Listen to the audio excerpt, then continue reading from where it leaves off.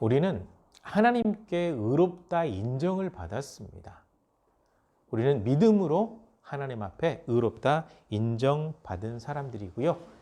이 믿음은 바로 예수님을 믿는 믿음입니다. 그리고 예수님은 이 믿음의 완성을 위해서 기꺼이 화목제물이 되셨습니다. 이 화목제물이라는 단어를 우리 국어사전에 찾아보시게 되면요.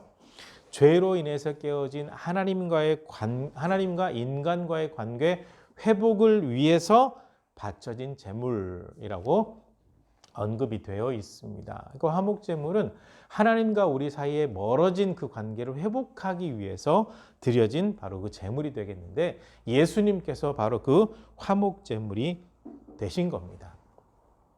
구약시대에는 죄 문제를 해결하기 위해서 짐승의 피로 나갔죠. 그런데 예수님께서 십자가의 피 흘리심으로 이제 이 하나님과 사이의 화목을 완전히 완성하셨거든요. 그래서 구원의 길이 확실하게 열리게 된 것입니다. 우리를 위해서 우리 죄 때문에 대신 죽어 주셨기 때문입니다. 그리고 우리는 이 예수님을 구주로 믿습니다. 그러니까 하나님의 구원 계획은 모든 사람을 위한 일이었고 구원을 받을 수 있는 사람은 믿음을 가지고 있는 사람입니다. 그러니까 성경의 내용들을 살펴보시게 되면 하나님의 계획은 모든 사람들을 위한 계획이었고 그리고 그 모든 사람들이 다 구원을 받느냐? 하나님의 구원에는 분명히 조건이 있다는 겁니다. 믿음이죠. 그래서 믿는 사람, 믿지 않는 사람을 굉장히 많이 성경에서는 구별해서 설명을 하고 있는 겁니다. 예수 그리스도로 말미암아서 화목하게 되었기 때문에 예수 그리스도를 믿는 믿음이 있어야 되죠. 그래서 누구든지 나로 말미암지 않고는 아버지께로 갈 자가 없다. 내가 곧 길이요 진리요 생명이다. 라고 예수님께서 이렇게 말씀하신 겁니다. 그래서 바울 사도도 우리 주 예수 그리스도로 말미암아 화목해졌으니까 이 화목을 누릴 수 있는 사람이 되자. 하나님과 친밀한 관계 이것을 누릴 수 있는 사람들이 되자. 왜냐하면 예수 그리스도를 믿음으로 말미암아서 두렵고 무서웠던 하나님을 이제는 아버지라 부를 수 있게 되었고 하나님의 백성 하나님의 거룩한 사람들이 되었기 때문에 하나님 앞에 하나님과의 화목, 친밀함을 즐기자라는 거죠. 하나님과 화목 관계를 즐기는 방법들은 여러 가지가 있죠. 하나님의 말씀 속에 빠져 있고 예배드리고 찬양하고 기도하는 삶, 하나님께 모든 걸 맡기고 살아가는 이 모든 것들. 그리고 우리가 감당할 수 있거나 없거나 이 모든 것들을 하나님께 온전히 맡길 줄 알고 의지할 수 있고 하나님께 의뢰할 수 있는 그런 모습들. 이게 될 때 신앙 안에서 이게 즐기는 거죠. 하나님과 관계를 즐기는 거죠. 그러니까 다른 사람과 관계가 친밀할 때 즐길 수 있는 거거든요. 함께 만나 놀 수도 있고 맛있는 걸 먹을 수 있고 대화도 나누고 마음을 나누고 고민이 있을 때는 서로 얘기 들어주고 서로 권면을 해주고 도와주고 정말 힘든 상황에 처해 있을 때는 손을 내밀어주고 이게 참 좋은 관계, 즐거운 관계잖아요. 하나님과의 관계 속에서도 영적으로 이것을 누릴 수 있어야 된다는 거죠. 그래서 이것이 바로 하나님과의 화목한 관계인데 이것을 누릴 수 있는 사람이 하나님 앞에 온전히 서 있는 믿음의 사람이다라고 이야기를 하고 있는 겁니다. 그리고 여기에서 말하고 있는 화평이라고 하는 것은 평강 내지는 화목이죠. 하나님과 멀어져 있었는데 이제는 화목한 관계, 즉 친밀한 관계가 되었다라는 거죠. 그래서 하나님을 경외하는 마음은 분명히 있어야죠. 하나님을 두려워할 줄 알아야 됩니다. 하나님을 의식하는 삶이 되어야 된다는 거죠. 근데 항상 무서운 하나님이 아니라 사랑이 많으신 분이기 때문에 그리고 우리의 모든 일거수일투족, 우리의 모든 삶의 모습들을 살피시고 무엇이 필요한지 또 어떤 것이 유익한지를 아시기 때문에 거기에 맞춰서 우리를 이렇게 인도하시고 동행해 주신단 말이죠. 바로 그 하나님을 친밀하게 느낄 수 있어야 돼요. 그래야 화목한 관계를 누린다라고 이렇게 이야기를 할 수 있습니다. 그러니까 믿음이라고 하는 것은 굉장히 중요하죠. 믿음이라고 하는 이 핵심적인 단어가 하나님과 관계를 설명하는데 아주 중요하거든요. 믿음이 없이는 하나님 앞에 나아갈 수도 없고 믿음이 없이는 하나님을 기쁘시게 할 수도 없고 믿음이 없이는 하나님 앞에 기도할 수도 없고 믿음이 없이는 하나님이 살아계시는지 존재하는지 의식할 수 없는 상황이 되어버리거든요. 믿음이 없게 되면 그래서 믿음이라고 하는 것이 굉장히 중요하게 강조되고 있는 겁니다. 그런데 믿음 안에 있으면 안전하겠지. 이게 이제 보통 기복신앙에 빠져 있는 사람들이 그런 생각들을 하거든요. 믿음 안에 있으면 물론 평안하고 안전하면 가장 좋기는 한데 그 사탄이 우리를 가만두지 않거든요. 그러니까 예수님이 이 땅에 오셨을 때 하나님의 아들이라고 표현하기도 하고 하나님께서 사람이 되셨다라고 표현하기도 하거든요. 그러니까 100% 하나님의 능력을 가지고 있으면서도 100% 사람의 모습을 가지고 있는 분이 바로 예수님이거든요. 근데 이 예수님도 사탄이 가만두지 않았어요. 그래서 예수님의 말씀이 그래요. 제자들에게 너희가 세상 가운데 있을 때 환난을 당할 거다. 어려움이 있을 거다. 끊임없이. 원래는 사탄이 하나님의 자리를 차지하려고 했었잖아요. 그러다 쫓겨났잖아요. 그러니까 하나님께서 하시는 모든 일에 사사건건 시비 걸고 방해하는 게 바로 사탄의 세력이거든요. 그러니까 믿음 안에 있을 때 사탄이 우리를 완전히 잠식시키지 못하도록 하나님께서 도우시고 지키시지만 사탄의 공격은 끊임없이 있어요. 이 땅을 살아가는 동안에는. 그래서 때로는 고난과 어려움이 있을 수밖에 없어요. 환난이 있죠. 근데 환난 가운데 인내하는 믿음을 갖게 되면 믿음이 점점점 굳건하게 성장하게 되면서 우리의 소망이 흔들리지 않게 된다는 거죠. 바울 사도 자신도 굉장히 많은 환난을 당해봤기 때문에 알아요. 근데 그런 환난을 계속해서 주게 되면 사탄은 하나님을 떠날 거라고 생각을 하게 되는데 굳건하게 믿음을 가지고 있는 사람, 하나님의 말씀을 붙들고 있고 성령 안에 거하는 사람은 고난이 있을수록 믿음이 성장해요. 왜? 그 고난 가운데 하나님께서 도우시는 그 놀라운 역사를 체험하게 되기 때문에. 그래서 환난은 인내를 낳고 인내는 소망을 낳는다. 흔들리지 않는 소망을 갖게 한다라고 바울 사도가 언급하고 있는 겁니다. 그래서 환난 중에도 즐거워해요. 바울 사도 자신도 고난 가운데 있는데 기뻐한다라고 표현을 하고 있어요. 왜냐하면 고난 가운데 있긴 있는데 사탄이 끊임없이 공격해서 어려움 가운데 처해 있는데 자기가 가는 곳마다 예수님 믿는 사람들이 생겨난단 말이죠. 하나님께서 놀라운 방법으로 생명을 지켜주신단 말이죠.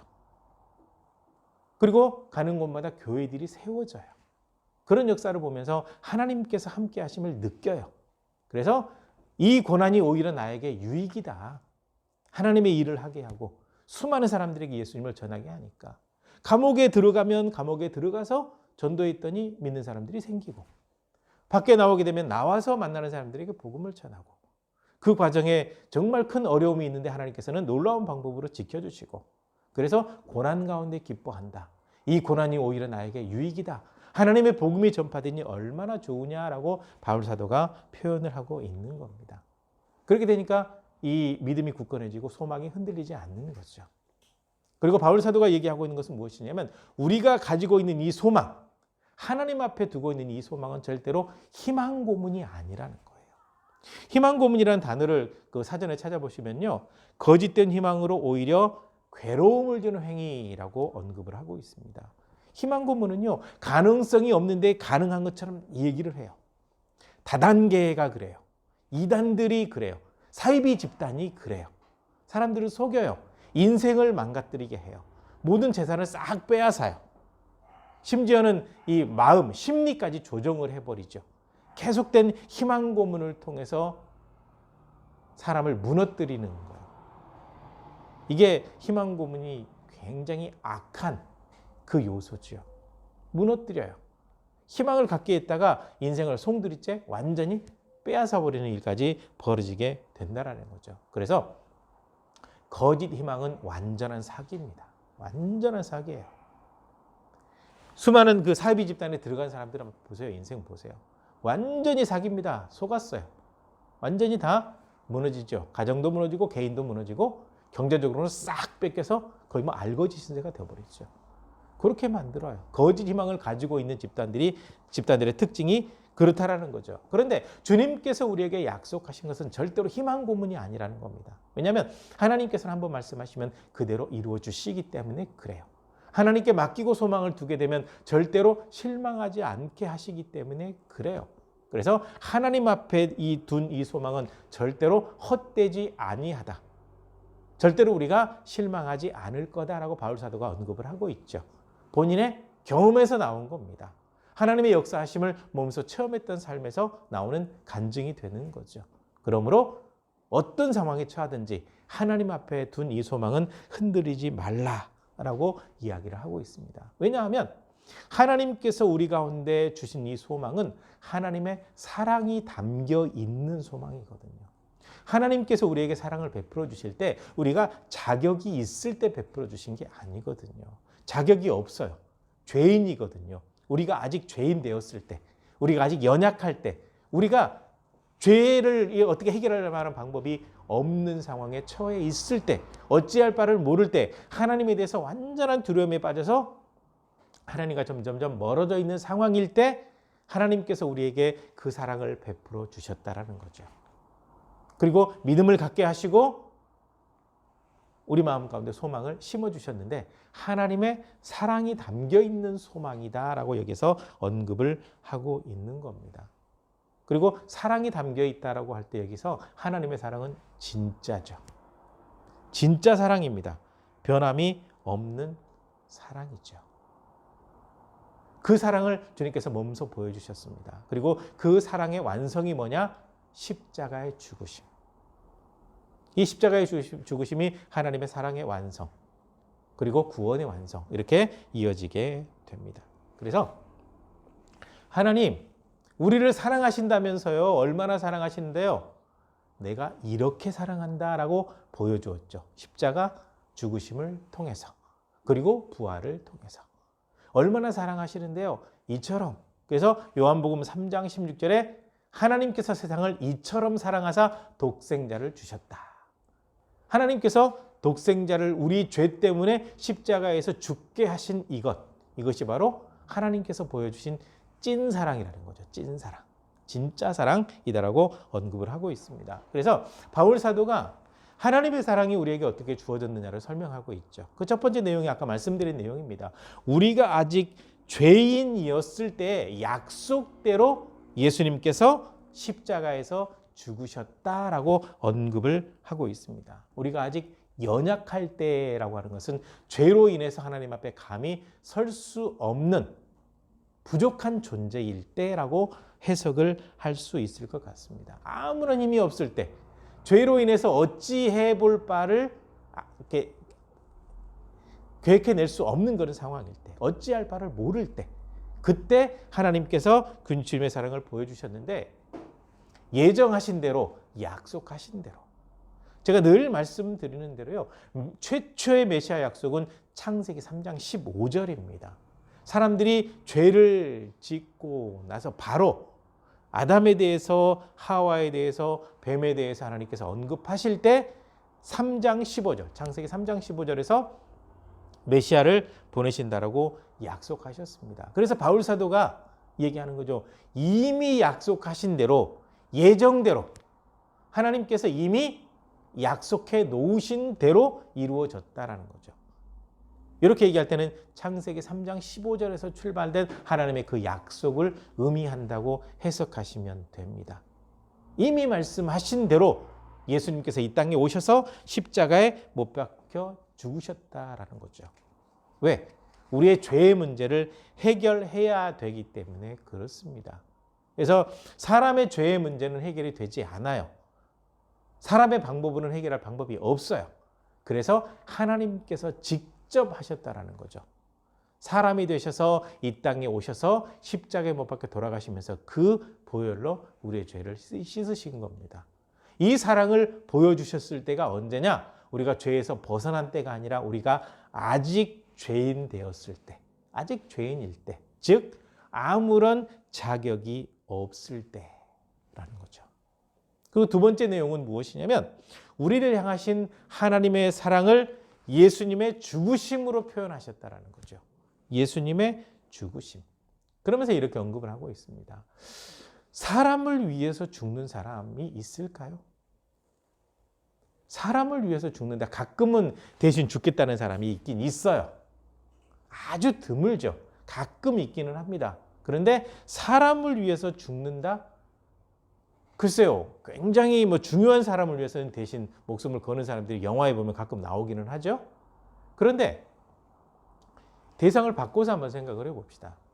최근에 그 인터넷 뉴스를 보게 되면 정말 추한 죄들, 악한 죄들이 많아요. 가정 안에서 벌어진, 친구 사이에서 벌어진, 직장에서 벌어진, 사회에서 벌어진, 그 다음에 뭐 전혀 알지 못하는 사람을 대상으로 하는 묻지마 범죄, 친구들 사이에 뭐 죽여놓고도 모른다 하는 그런 수많은 그 악한 일들이 많거든요. 이 신문지상에 이렇게 신문이나 인터넷상에 이렇게 아이고 좀 너무한다라는 그런 강력한 범죄들이 안 나오는 날이 좀 있었으면 좋겠는데 그런 날이 없어요. 끊임없이 있어요. 굉장히 많아요. 그 예를 들어서 굉장히 악한 사람에 대해서 기사를 쭉 써놨다고 생각해 봅시다. 정말 악해요. 그렇게 악할 수가 없어요. 댓글을 쭉 보게 되면 사형 왜 안 시키냐, 저런 인간은 죽여야지 쭉 달아놨는데 그 사람이 예를 들어서 어떤 사람이 이 사람 정말 아까운 사람이네, 내가 대신 죽었으면 좋겠다. 글을 써놓으면 어떤 일이 벌어질까요? 너 정신병자구나, 너 미쳤구나, 너 또라이구나. 어떻게 그런 말을 쓰냐? 죄를 동정한다고? 네가 제정신이 아니구나라고 아주 수많은 악플이 붙을 겁니다. 왜냐하면 아무리 봐도 이성적으로 아무리 봐도 도대체 사람이라면 저럴 수 있을까라는 죄를 지은 사람이거든요. 그런 죄를 지은 사람에 의해서 내가 대신 죄값을 치렀으면 좋겠다라고 하는 사람 감이 없어요. 욕하는 사람은 엄청나게 많아요. 없어요. 그런데 성경에 딱 들어가 보면 죄인을 위해서 죽는 사건이 실제로 벌어졌단 말이죠. 하나님 앞에 감히 설 수 없는 사람들을 위해서 그 죄를 완전히 갚기 위해서 대신 예수님께서 죽으셨다라는 겁니다. 실제로 벌어진 거죠. 그래서 우리가 아직 죄인 되었을 때, 우리가 죄인일 때 예수님께서 십자가에 죽으셨는데 이것이 내가 너희를 사랑한다, 내가 너희를 사랑한다라고 말씀하셨던 그 말씀을 그대로 삶으로, 행위로 보여주신 것이다 라고 바울 사도가 이렇게 언급을 하고 있습니다. 보여주시고 이렇게 너희를 사랑한다. 우리가 보통 이제 십자가를 만들 때요, 이렇게 이제 그 예수님의 희생, 헌신, 하나님의 사랑의 표시로 십자가를 만들 때 절대로 예수님의 형상이 박혀 있으면 안 돼요. 캐톨릭의 신앙이 많이 잘못됐는데 그 중에 하나가 예수님 절대 십자가에서 안 빼줘요. 십자가에 못 박혀 있거든요. 그런데 그 교리가 왜 잘못되었냐면 십자가가 비어 있어야 돼요. 예수님께서 십자가에 못 박혀 돌아가시면 모든 죄를 담당하신 다음에 장사에서 3일 만에 부활하셨거든요. 죽은 지 3일 만에 부활하신 사건까지가 돼야 완벽하게 구원의 완성입니다. 왜냐하면 사망의 권세를 깨뜨려야 되니까. 근데 여전히 십자가에 예수님 못 박고 있다고 한다면 그건 잘못됐어요. 그 교리 자체가 잘못된 거예요. 십자가는 비어 있어야 됩니다. 항상 비어 있어야 돼요. 예수님의 무덤이 비어 있죠? 십자가도 마찬가지예요. 비어 있어야 돼요. 왜? 십자가에 못 박혀 돌아가시면서 모든 죄를 다 용서하시고 장사되었다가 3일 만에 부활하셨으니까 십자가 비어 있어야죠. 근데 참 악한 사람들이 예수님 절대 안 빼줘요. 박아놔요. 그게 교회의 상징이래요. 아니요, 비어 있어야 맞습니다. 왜냐하면 여전히 고통당하는 주님이 아니라 그 고통을 통해서 구원을 완성하셨기 때문에 그래요. 그리고 비어있는 십자가를 보면 가끔 저는 어떤 그 형상이 보여지냐면 하나님께서 두 팔 벌려 서 계신 모습이 저는 가끔 보여요. 제가 이제 그렇게 인식을 하는 거죠. 하나님, 그러니까 십자가를 딱 보면 예수님께서 십자가 못 박혀 돌아가신 그것도 물론 표현될 수 있긴 하겠지만 저에게는 어떻게 보여지는 거냐면 두 팔 벌려서 내가 너희를 사랑한다. 언제든지 와라. 라는 걸로 보여지거든요. 그래서 예수님께서 십자가에 죽으심으로 하나님의 사랑을 보여주셨다라는 거죠. 그 다음에 세 번째는 어떤 설명이냐면 예수님께서 흘리신 피로 말미암아서 우리가 의롭게 되었다라고 언급을 하고 있습니다. 의롭다라는 말은 거룩하다라는 말이고 거룩하다라는 말은 완전히 깨끗하다는 의미거든요. 그러니까 죄를 지은 상태면 굉장히 더러워요. 추한 상태인데 거룩하다라고 하나님께서 인정하셨다고 하면 완전히 깨끗하게 씻어버렸다라는 거거든요. 죄를. 그래서 예수 그리스도를 믿을 때 예수님의 보혈로 말미암아서 우리의 모든 죄가 깨끗이 씻어졌어요. 그래서 의롭다. 여기에서 거룩하다, 여기에서 깨끗하게 씻었다라는 의미로 같이 연결이 되고 있습니다. 그러니까 우리는 원래는 죄의 종이었죠. 죄의 종이 되게 되면 어떤 상태가 되는 거냐면요, 하나님을 두려워하게 돼 있어요. 아담과 하와가 죄를 짓기 이전에는 하나님과 늘 동행하고 아주 친밀하게 해서 즐겁게 동행을 했어요. 동행을 했는데 열매를 따먹고 난 다음에 죄가 딱 들어오게 되니까 본인들의 벌거벗은 모습도 보이고 하나님의 발자국 소리를 듣는데 무서워요. 그래서 숨어고 버리거든요. 그래서 하나님께서 부르셨습니다. 아담아, 네가 어디 있느냐?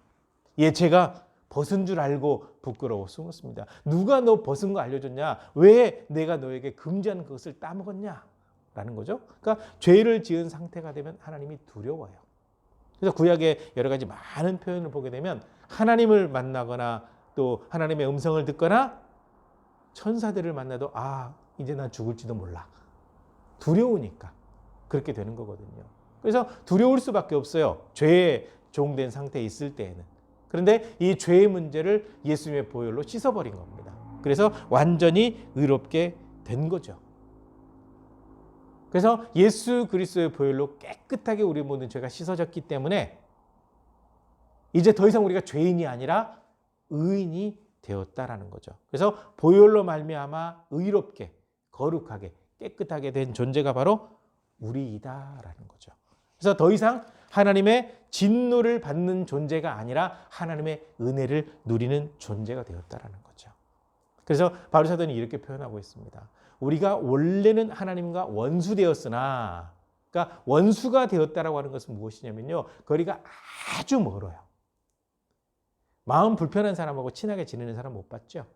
같은 가족끼리라도 원수가 되어버리면 연을 끊어버리거든요. 실제로 그래요. 그런 분들 참 많이 봐요. 그러니까 하나님과 우리 사이가 연을 끊어버릴 정도로 그렇게 멀어져 있어요. 왜? 죄라는 것이 가운데 딱 막고 있으니까.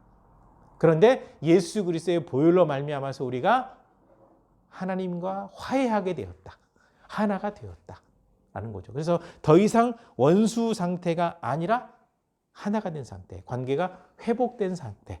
그래서 하나님을 아버지라고 부를 수 있는 상태가 되었다. 누구든지 주님의 보좌 앞에 가서 기도하고 하나님의 은혜를 누릴 수 있게 되었다라고 이렇게 언급을 하고 있는 겁니다. 예수 그리스도의 피 흘리심, 이거라는 거죠.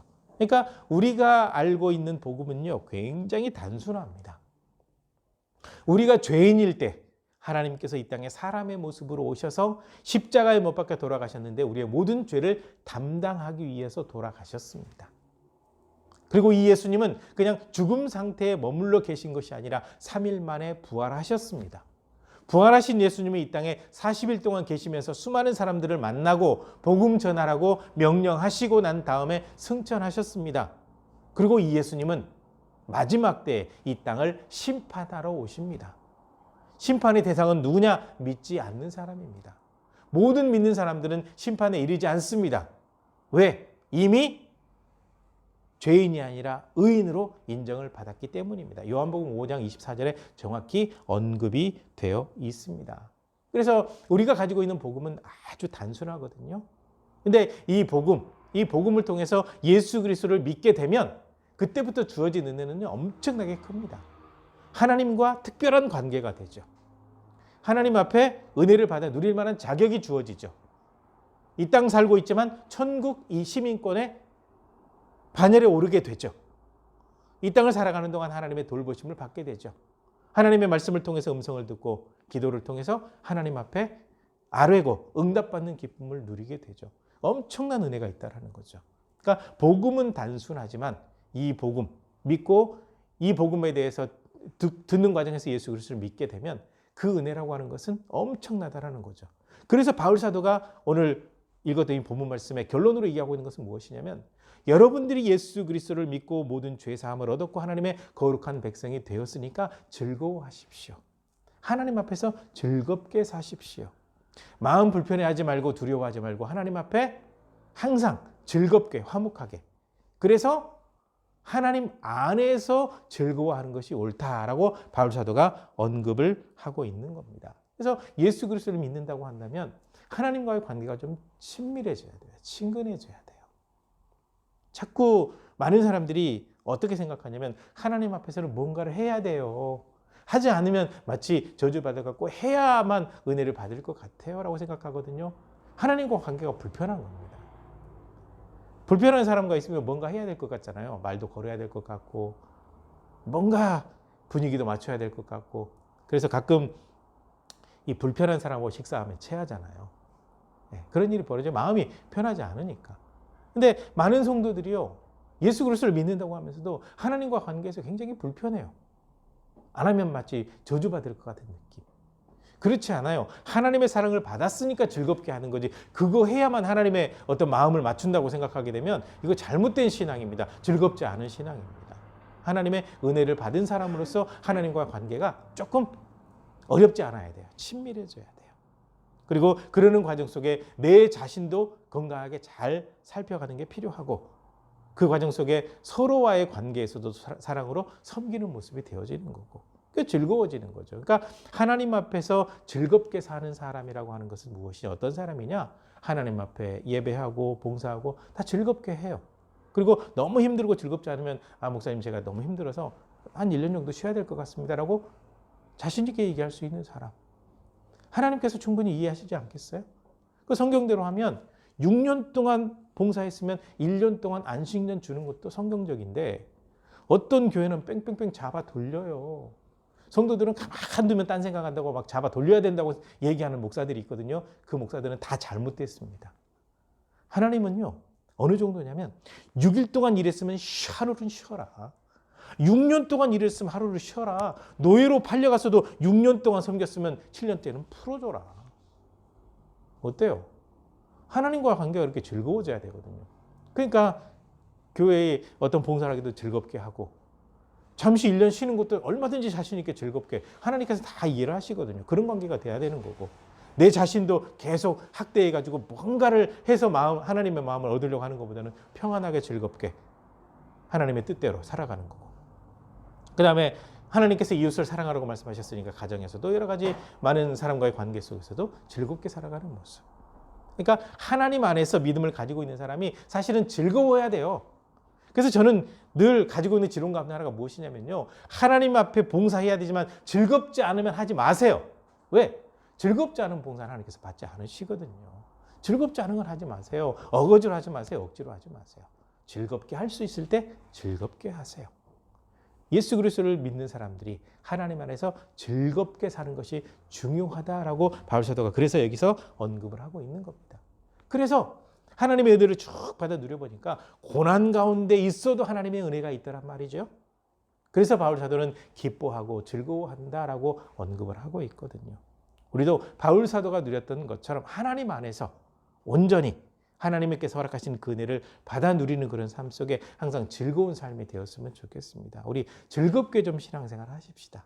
어거지로 억지로 하지 말고 즐겁게 하십시다. 이렇게 할 때 하나님께서 우리의 모든 삶, 우리의 모든 예배, 우리의 신앙을 아름답게 받으시고 아름다운 향으로 받으시고 놀라운 은혜를 베풀어 주실 겁니다. 이 은혜를 누리시게 되기를 주님의 이름으로 간절히 부탁을 드립니다. 기도하시겠습니다.